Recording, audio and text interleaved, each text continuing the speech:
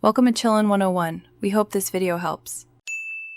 You start by identifying the card reader type and the laptop port. USB-A versus USB-C matters because of shape and speed. Once done, attach any required adapter or hub so the connection is reliable. This prevents loose contacts and intermittent mounts. Make sure the laptop is awake and not asleep, then insert the SD card gently into the reader until it clicks. You'll feel it seat correctly, which helps the system detect it immediately. Once the card is inserted, check File Explorer or Finder for a new drive. That confirms successful detection. If it doesn't appear, open Disk Management on Windows or Disk Utility on Mac OS and mount the volume manually. This resolves most logical recognition issues.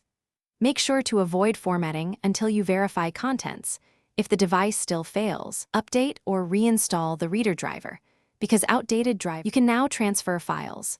Drag and drop or use copy commands and verify a few files open to ensure integrity. When finished, always eject the card using the OS eject function to prevent corruption. Do not just pull it out.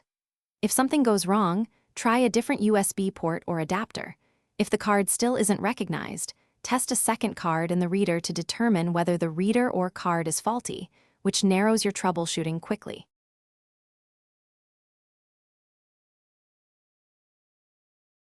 Thanks for watching.